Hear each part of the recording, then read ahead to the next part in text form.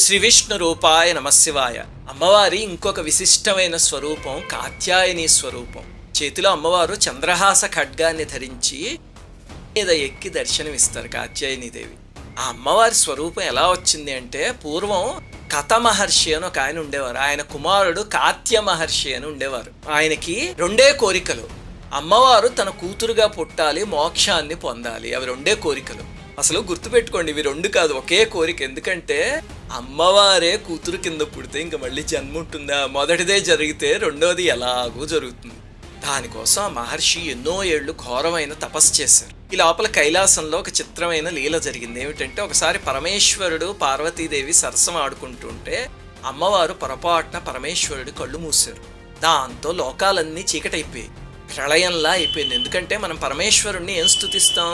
వందే సూర్య శశాంకవన్నినయనం వందే ముకుంద ప్రియం అంటాం కదా.